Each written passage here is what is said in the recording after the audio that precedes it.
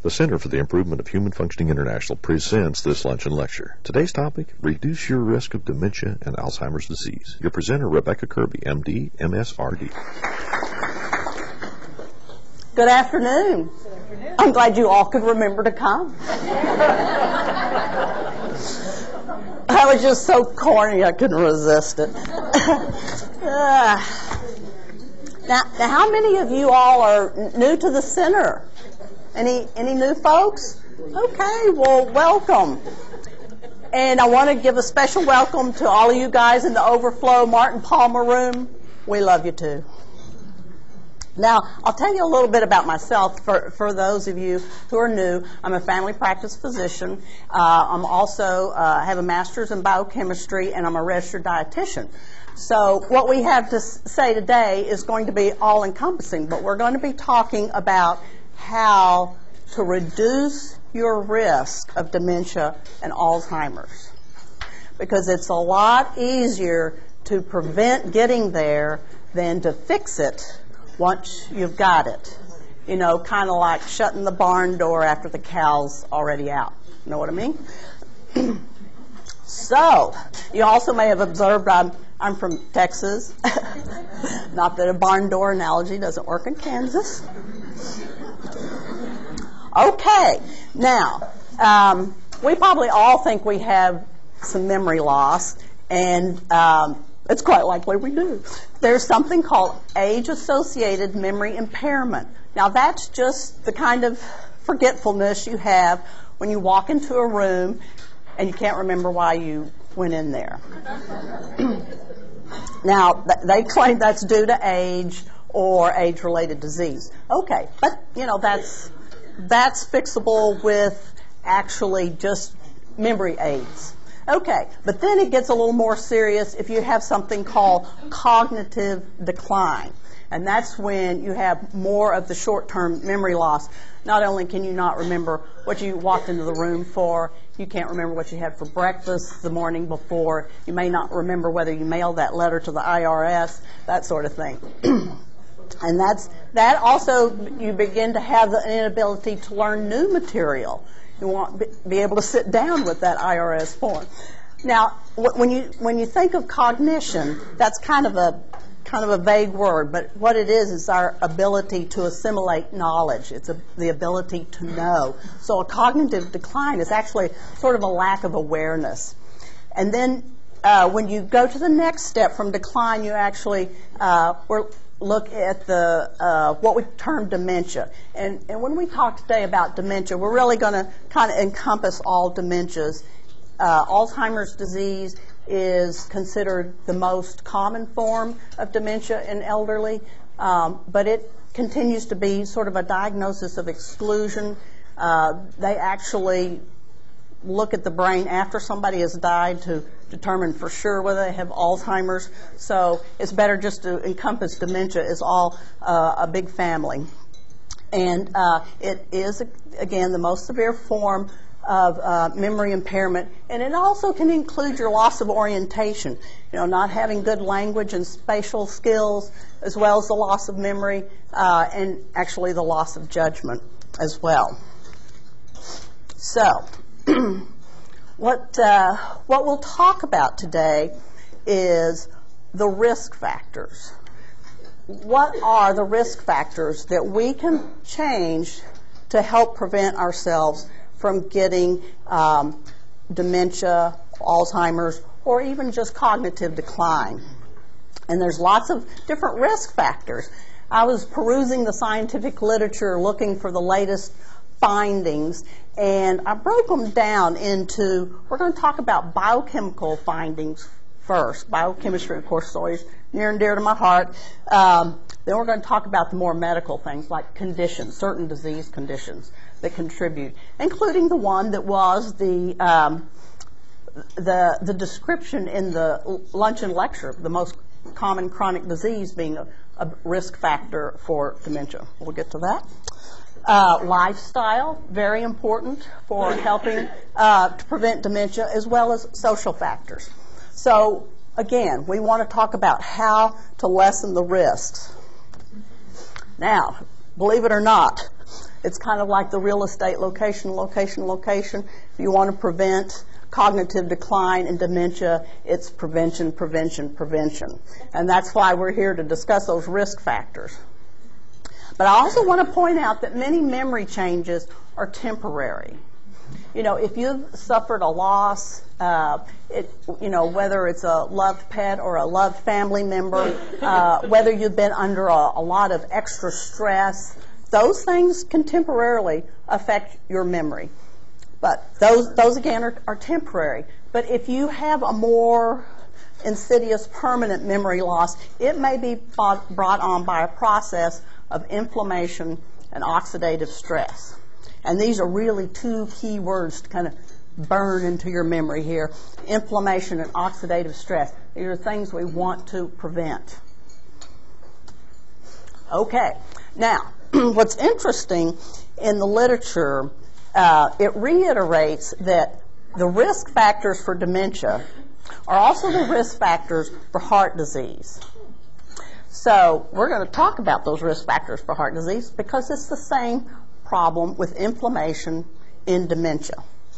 Now, some of the things that we see as risk factors for heart disease that we can test are C-reactive protein. Have y'all heard of C-reactive protein before? What does the C stand for?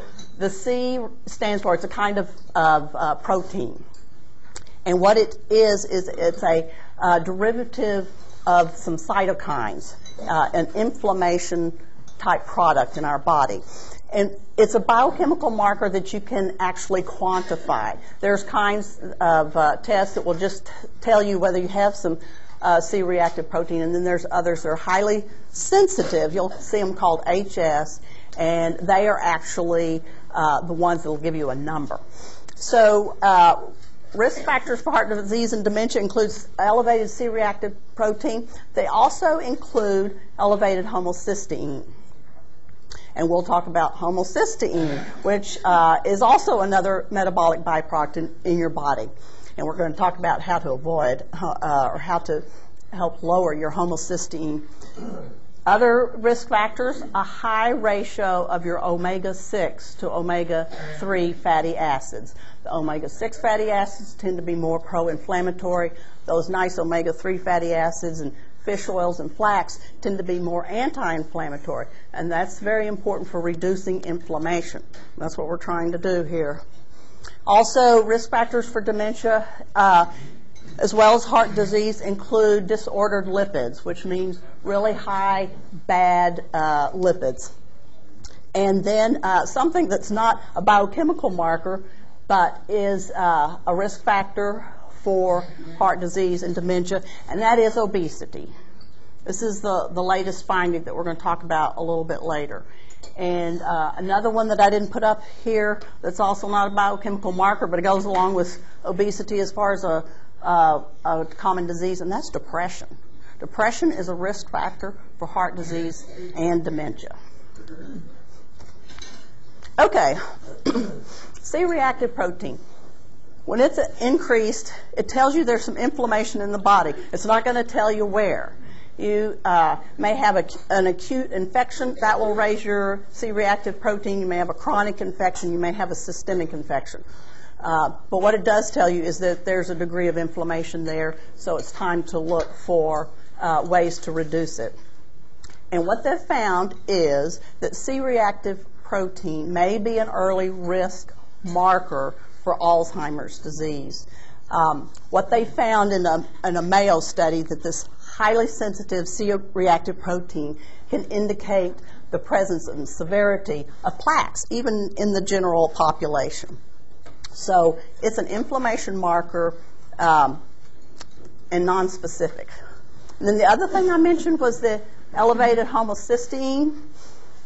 What they've found is, in an Italian study, elevated homocysteine levels and low folate levels. Now, folate is a B vitamin. We sometimes call it folic acid, same creature. These elevated homocysteine and low folate were associated with the risk of developing dementia and Alzheimer's disease. And they found that these homocysteine levels in Alzheimer's patients are statistically higher than people who don't have dementia. So they, like the elevated C-reactive protein, may serve as a risk marker for inflammation and therefore the risk of developing dementia. And then I mentioned those fatty acid deficiencies. If you have way too many of the inflammatory omega-6 and too little of the good anti-inflammatory omega-3s, why is that important in the brain? Well, that's because we are truly all a bunch of fatheads. The brain is the fattest organ in the body. And if you dried it out, half of that dry weight would be these fatty acids, which I'm not going to pronounce, but we call them EPA and DHA for short. They're the ones that we most notably find in high levels in fish oils. Now, another side effect of dementia is poor energy output of the brain cells. Now, you don't think of the brain as burning a lot of calories, but 25% of our body's energy is actually used by the brain. So if we're going to keep the brain healthy and active and not forgetting things, we have to pay attention to its energy supply. And I might just put a note in here that the brain uses about 100 to 130 grams of carbohydrate a day as its fuel. It doesn't use protein. It doesn't like using fats. If it has to use fats, it has to use a breakdown product of fats. Its primary source is glucose. Now, another thing that can be a risk factor we'll talk about is hormone imbalance. As we get older, our hormones decline, and there have been a lot of studies on how that relationship of hormones and dementia is. And then poor B vitamin status and poor antioxidant status. That just is generalized way of saying poor nutritional status. It's a big risk factor for dementia. Okay, so how do we want to reduce this inflammation? Well, for one thing, we try to avoid things that cause oxidation. Oxidative damage, one of the primary ones is smoking, but other toxins that you're exposed to that promote oxidation. Stress. And I just might take a moment here to stress. We give it a lot of lip service that stress is bad for us, but the science continues to come in, study after study about the oxidative damage of stress. It also overtaxes some of our organ systems in our bodies, most notably the adrenal glands, and that all starts sort of a cascade of more inflammatory problems in the body. So never underestimate your reaction to stress and how damaging that is to your body. So one of the things, of course, to be thinking about is what you can do. Everybody's different how it'll work for them, but what you can do to help reduce the stress in your life, because we all have it as April 14th approaches, or whatever that day is. Okay, now, poor diet, that also creates a lot of oxidative damage. And you may have heard a lot about the vitamins A, C, and E as antioxidants. Well, there's a lot of different nutrients in our diet that serve as antioxidants. A lot of them come in just the pigments, like beta-carotene in carrots. But you do hear a lot about these three particular ones. They're fairly well studied. And you may remember back a while, there was a study on large doses of vitamin E. It looked like it might be helpful in treating Alzheimer's disease, and then that sort of died out. Well, I just want to say one of the problems with studies that look at a single nutrient, like it's going to be a magic bullet, are forgetting their nutrition biochemical principles, and that is all nutrients act as a team. For instance, once the vitamin E has taken care of an oxidative reaction, it itself becomes oxidized and it has gained an electron. And in order for it to go back and be an antioxidant, it has to be fixed again. And the way it's fixed is by vitamin C. So they work together. One restores the other. So you can't really have one without the other. It's a whole teamwork approach. So all your vitamins A, C, and E are important antioxidants, and we'll talk a little bit about CoQ10. That's another important antioxidant, but we actually make it in our bodies. We have to consume these because they're vitamins. We don't make them. Okay, now, so reduce your oxidative stress, pay attention to your oxidative nutrients, and you can reduce your homocysteine with B vitamins. The B vitamins in particular that help metabolize the homocysteine are folate, your folic acid, B12, and B6. And here's another example of nutritional teamwork, your folate and your B12. If you have a deficiency in B12 and you get B12 shots, but you have also a deficiency in folate and you're not paying attention to that, it's not going to really do you any good. So, again, your B vitamins work together. And these three are, in particular, very important for helping to metabolize and reduce your risk of elevated homocysteine levels. Now, they have found that in Alzheimer's patients with homocysteine levels that are as high as 14, and again, you can get a number for your homocysteine, it nearly doubled the risk of these study subjects in developing Alzheimer's disease.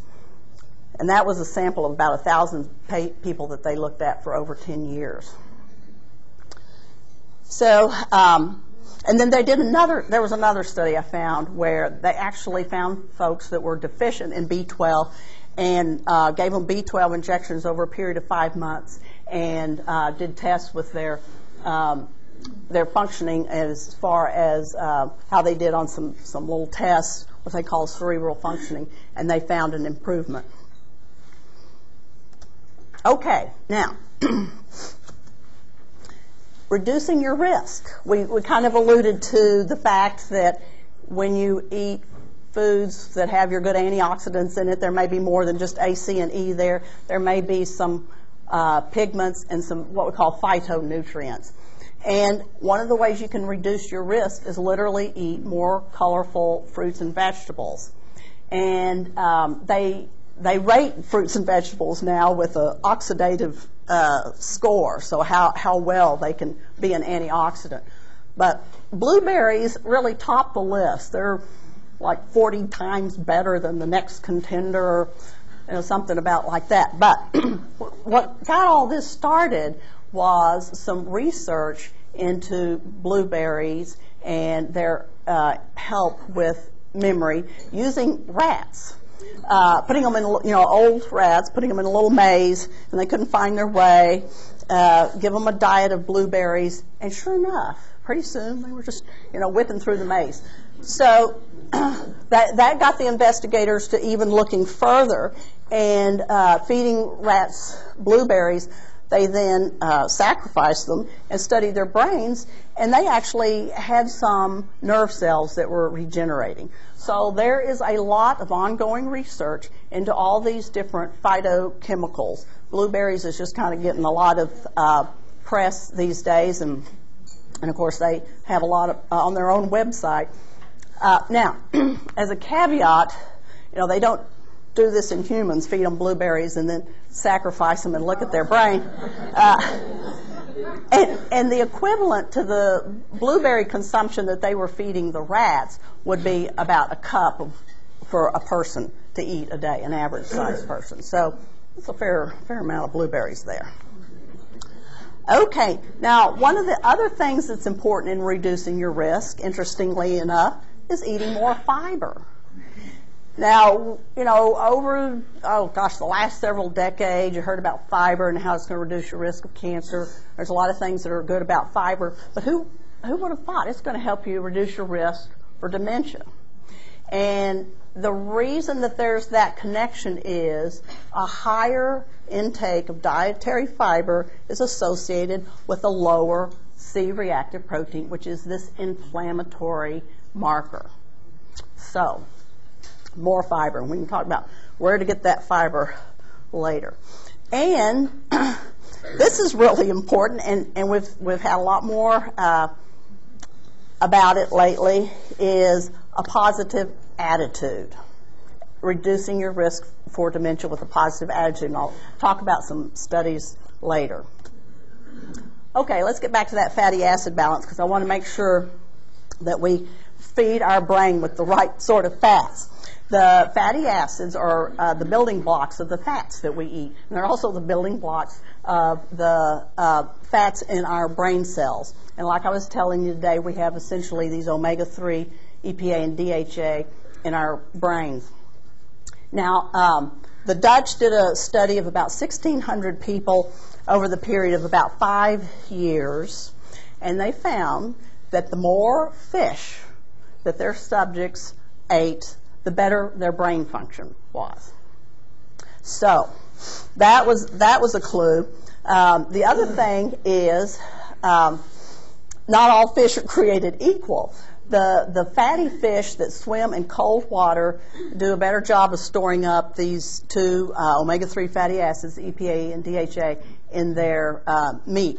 And that would be fish like salmon, the oily mackerel, sardines, and even cold water trout, which is actually a freshwater fish. Tuna to some extent, but not nearly as much as like the salmon. Okay, so improve your fatty acid balance to decrease your inflammation. Okay, let's talk a little bit about hormones. Hormones decline with age, and one of the things that they have found is this prohormone. It's called DHEA. It goes on to form some of our sex hormones, some of the estrogens, and more importantly, it forms mainly testosterone. It's produced by the adrenal glands. We make less of it as we age, but it may improve acetylcholine release. Okay, why is that important? Well, acetylcholine is an important neurotransmitter in the brain. It helps cells communicate, and it's one of the principal neurotransmitters that a lot of the drugs that they are using to treat Alzheimer's, they're trying to manipulate the acetylcholine concentration. So they found that DHEA may improve this acetylcholine release. Okay, so that's a prohormone. Then one of our other hormones, thyroid, is really critical for memory and concentration. If your thyroid is low, your brain, just like a lot of rest of your system, will not function as well. And when I was a resident physician in Lubbock, we had a lady who came in, and we really thought she had had a severe episode of a stroke or something that had caused dementia because she couldn't talk. And we got her thyroid levels, and I mean, I don't know how long she just hadn't had any thyroid on board. So over a period of a couple of months, she was slowly brought back up to normal thyroid function. And not only did she wake up, she turned out to have a really good sense of humor. And she could remember a lot of things that we were talking about when she really wasn't all that together. Yeah. And then another hormone, our female sex hormone, estrogen, it's been found to protect the brain and can improve memory. And it's used less for memory decline now because estrogen, just like testosterone and DHEA, you need to follow it. But for women, estrogen also can increase their risk for blood clots, may not be helpful for heart disease, and if you have a risk for breast cancer, it's kind of iffy. So, but it has been shown to improve the memory. Now, testosterone, they're looking into, it also may help protect the brain. It may protect against these beta amyloid plaques, which are something that is seen in Alzheimer's brains. And I want to mention also that low levels of all of these hormones you'll find in depression. Remember, depression is a risk factor for dementia. So everything sort of all goes together. Okay, decline in energy to the brain. Remember, I was telling you that the brain uses at least 25% of our energy requirements. They're very busy. Now, I want to talk a little bit about some of the important molecules that you may hear about associated with dementia and aging. And these three right here, and they all have to do with improving the energy for the brain. The first one is CoQ10.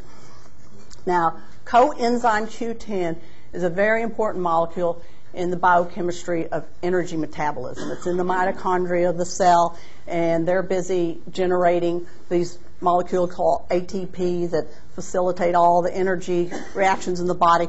But it kind of boils down to the fact that they turn our foodstuffs, the fats and the sugar, into energy. The other thing about coenzyme Q10 is it's a very important antioxidant. And remember, we're trying to protect our cell membranes from oxidation, and that's why vitamin E has gotten a lot of study. Well, the two big antioxidants in our cell membranes are both vitamin E and coenzyme Q10, which means that it's fat soluble just like the vitamin E is. Now, another product that our bodies make is carnitine, and acetyl L-carnitine is actually the supplement form, but carnitine is important for transporting the fatty acids into these mitochondria of the brain cells, which are very important for energy metabolism. So you may have heard a little bit about acetyl L-carnitine as a supplement. It's actually can be synthesized in our liver, but guess what? I mean, all these things take other biochemical substances like amino acids, iron, your vitamin C, your B6, and your B3, which is niacin. Okay, now that's acetyl L-carnitine. Then you may have also heard about alpha-lipoic acid is also an antioxidant, but it's also involved in energy production for the brain cells. And it increases ascorbate and glutathione, which are also very important antioxidants. So remember, again, it's the nutritional teamwork approach for nutrients. So those are the energy requirements of the brain. Let's talk a little bit about the medical risk factors. I alluded to obesity. That's kind of the hot topic right now.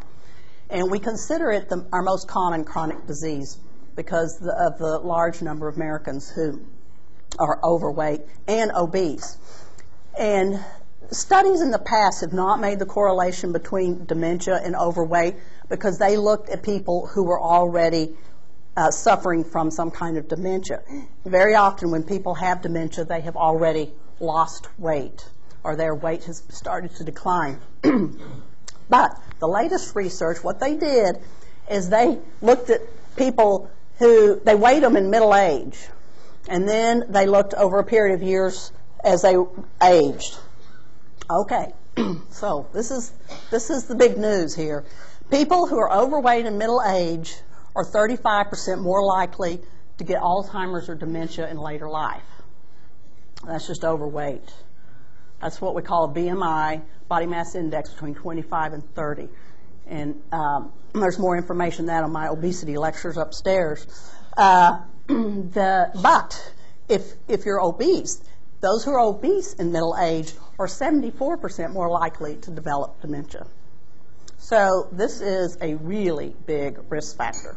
And they looked at a lot of people, over 10,000 people, and they factored out all those other things that we already know are a risk factor for dementia. For dementia, like stroke, heart disease, diabetes, high blood pressure, and really high levels of cholesterol. So they factored all that out, and still, if people had been obese in middle age, they had a really high likelihood of developing dementia. Okay, now, so I cruised through some of the latest findings on how to reduce your risk for obesity. Here's something that shouldn't be a surprise. Eat more fruits and vegetables. And you're going to get all those good nutrients we just talked about. And the research just keeps rolling in. They keep reiterating people who eat more fruits and vegetables are at lower risk for certain chronic diseases, and they're less likely to have problems with obesity. Now, but this was another one that I thought was really interesting. Get more sleep. They found that people that tended towards obesity had very poor sleep habits. Those people who slept well and had good sleep were thinner. And that sort of surprised them because, you think, okay, if you're not sleeping, you're busy burning more calories, but that wasn't the case. Okay, here's another news flash. If y'all haven't heard this one before, but the data keeps coming in. If you exercise more, you have less of a risk for obesity. And the research that's coming in on about exercise and dementia is just about every day. Something new coming in that says exercise helps reduce your risk of dementia. Well, you get a twofer. You get reduce your risk of obesity and reduce your risk of dementia with more exercise. Now, here's an interesting study. Somebody found that if you live in a better neighborhood, you have less of a risk of obesity. And they haven't quite figured out what that meant. People who had neighborhoods that had greenery, were they out walking more active? Anyway, somebody was beating the bushes to find out that for that study. Okay, now I'm just going to mention quickly the other medical factors that put you at risk for dementia, and that is heart disease and depression, which we've already talked about, the two really biggies. High blood pressure, stroke, diabetes, Parkinson's disease is a risk for dementia, and polypharmacy. That's not really a word that my Microsoft Word recognized, but boy, it's a for real thing. You very often see people as they get older on such a long list of medications, and medications do have side effects, and a lot of them do affect not only your memory, but they affect your nutrient status. They affect your nutrient status, they affect your memory, they affect your appetite, they affect your nutrient status, they affect your memory. So you have to watch out for too many medicines. Okay, now the lifestyle factor that I just want to reiterate again is how important exercise is. And this was the hot off the press research I was telling you about. Let's see, they studied a whole bunch of people in this one. 1,500 people aged 65 to 79. Okay, if they were physically active, here we are again in midlife, at least twice a week, they had a 50% lower risk of developing dementia and a 60% lower risk of developing Alzheimer's. That's just, twice a week being active. Another study saw that if you exercise 3 or more times a week, you had a reduced rate of dementia. And I just wanted to mention that exercise also improves depression. So things sort of just all tumble together there. Now, there's an interesting study that the Australians did lately on lifestyle and social factors that help us to understand our risk for dementia. They looked at about 2,800 men and women, 65 and older. These are free living people, and that means these aren't people that are institutionalized. They're just, out there in their homes doing their thing. They followed them for 16 years. Now, one of the negative findings they found is that a higher depression score, they tested them for risks of depression, gave them a 50% higher risk of developing dementia. So there we go, it's depression again. Now, these were some of their positive findings, which was quite interesting. These Australians, they found that any intake of alcohol predicted a 34% lower risk. I mean, those Aussies like their beer, what can I say? But of course, alcohol is always with that caveat.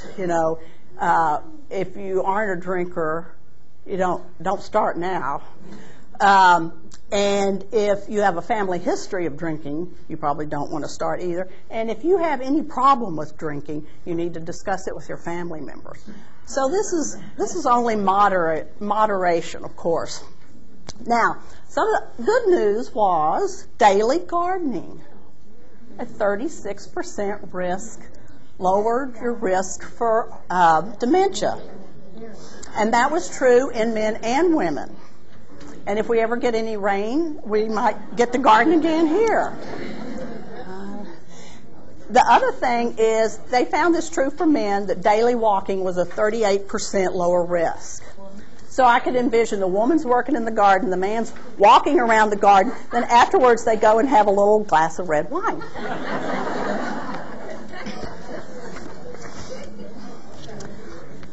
Okay, now, other protective factors they've found in studies that are trying to analyze our risk for dementia, higher education was a protective factor. Learning new things is a protective factor. I mean, you have to exercise your brain. You have to give it things to do. They actually say it helps the brain plasticity, which means, the cells communicating with one another. So learning new things is a very important way to help protect yourself against dementia. The other thing a new study did is it looked at people's perception of their health. And those who had a very positive self-perception of their health had a lower risk for developing dementia. These are people they follow to see, years later, have they gotten dementia. So that's sort of part of that positive attitude that we alluded to back there, which can also go with cultivate contentment. Positive attitude, learning new things, socializing. And one of the studies I read showed that hostility will increase your C-reactive protein, which is that inflammatory marker which we would like not to have. That's inflammation. So positive attitude, contentment, get out there and garden, and keeping socially active. That's been very helpful for reducing dementia and protecting you. Okay, so what are the keys? Well, managing stress. Managing stress is going to help your heart, going to help prevent depression. It's going to minimize all that inflammation and all that adrenal depletion that comes with stress.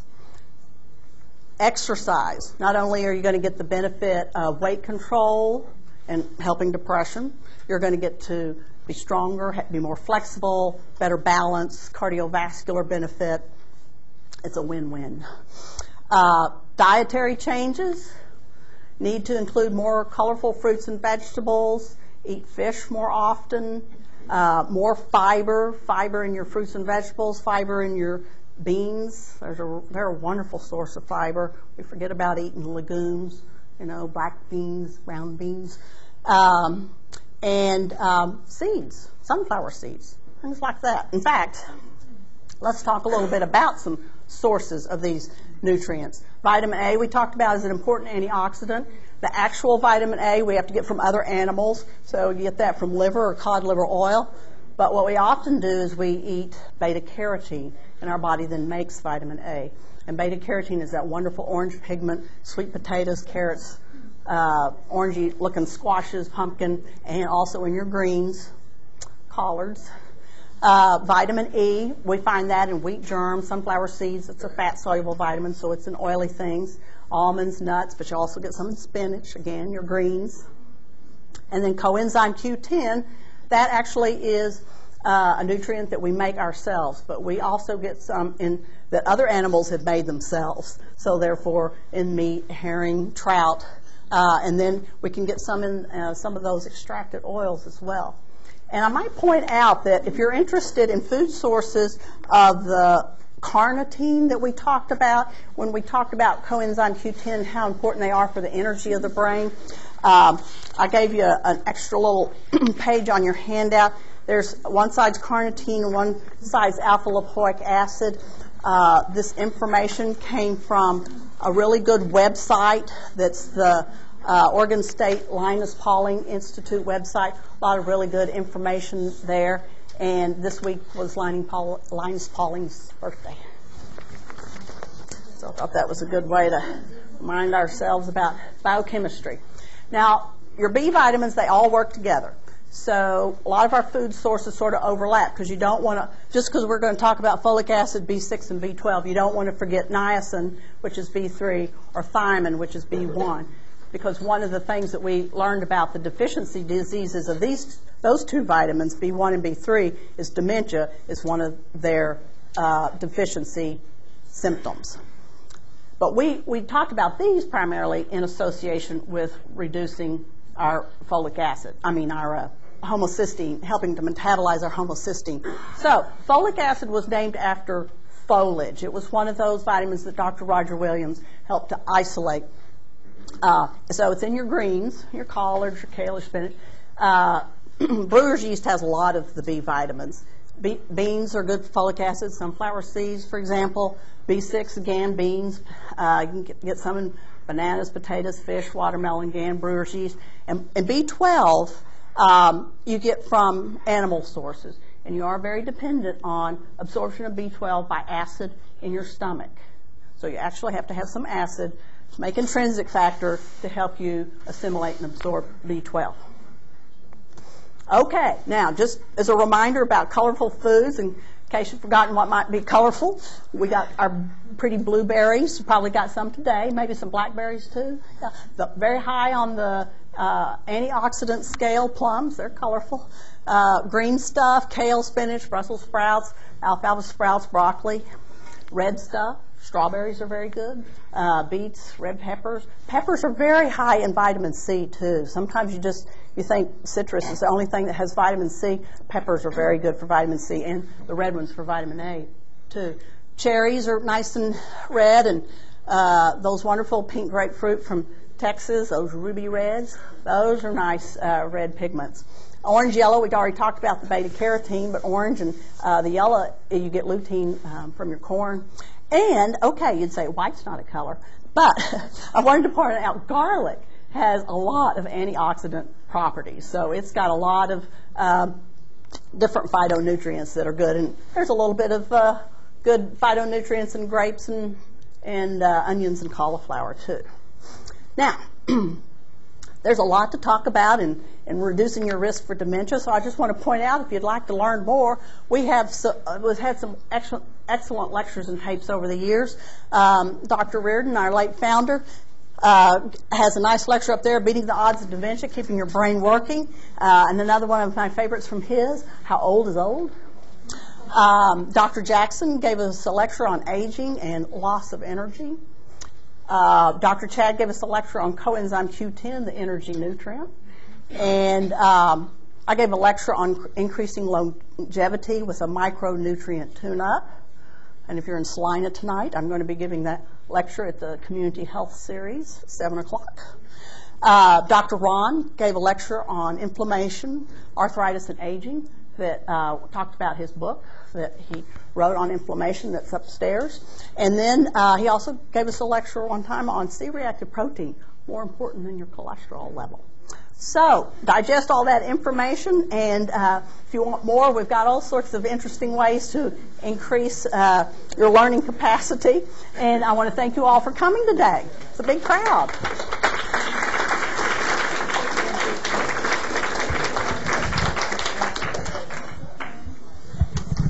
Now we have some time for some questions. Have you, are there any studies that have been done on women and thyroid testing, and what's the best way to test women for thyroid? Because there seems to be a real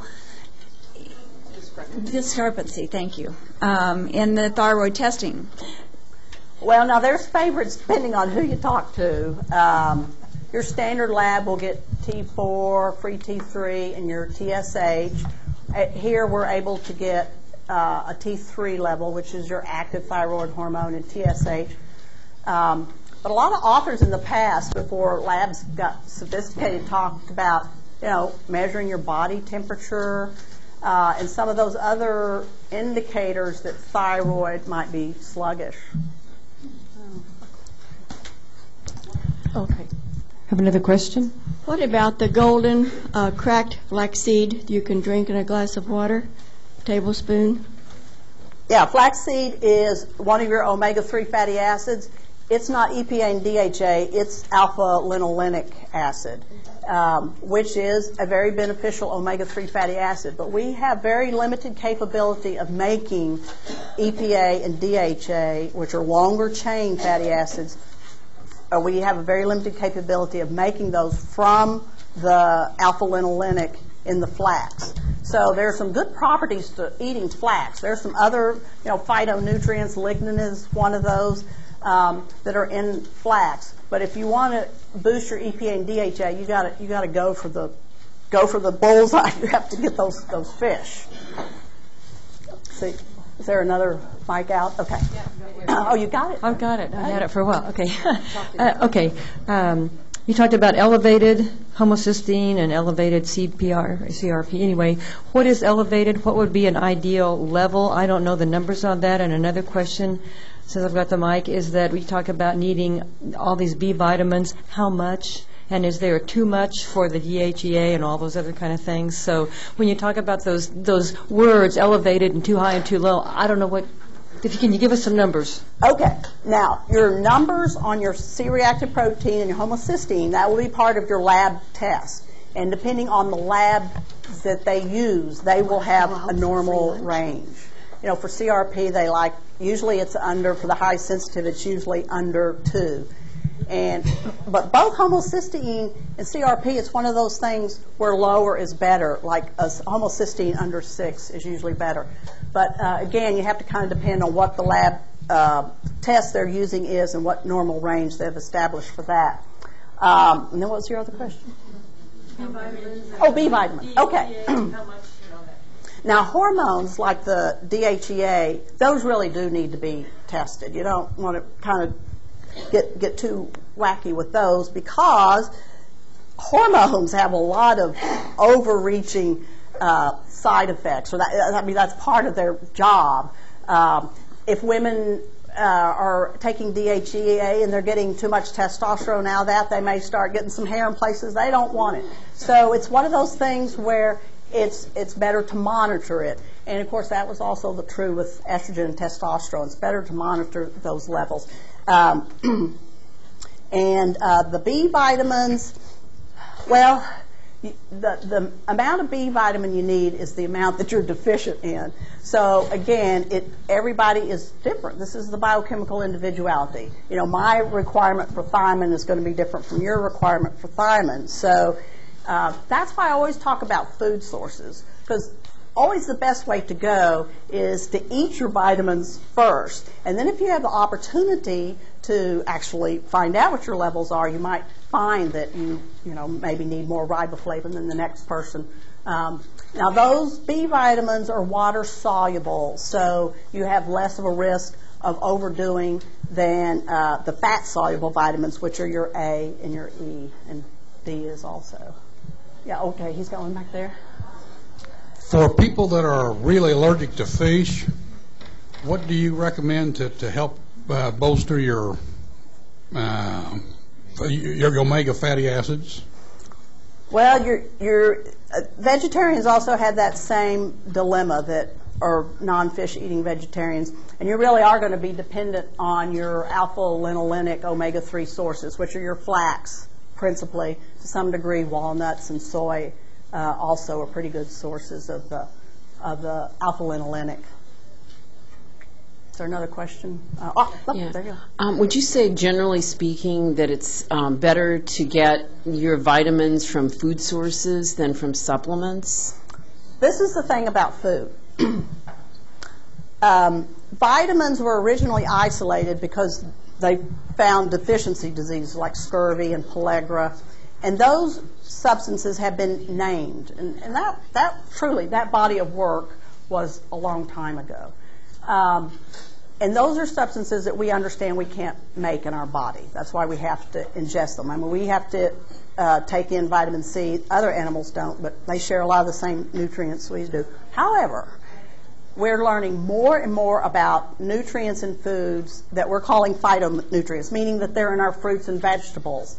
And although a lot of people are trying to sort of package those, you can't beat actually eating the source.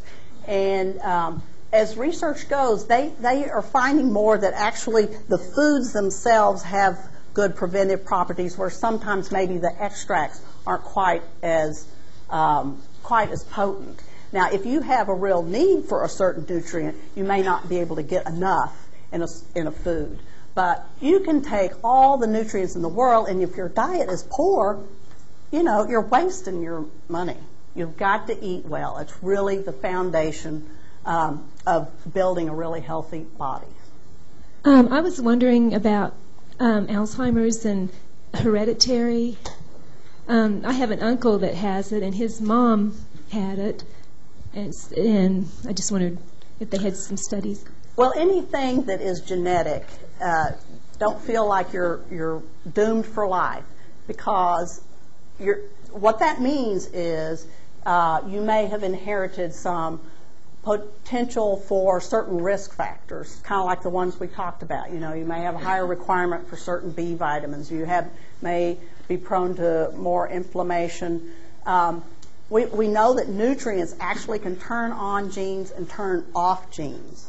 So it gets back to the really basic biochemistry. Genes aren't set in stone. So if you have a family history, your best bet is reducing all the risks that you can associated with that disease to help your body defeat or counter that genetic tendency. The preceding program was presented by the Center for the Improvement of Human Functioning International, Incorporated, Wichita, Kansas.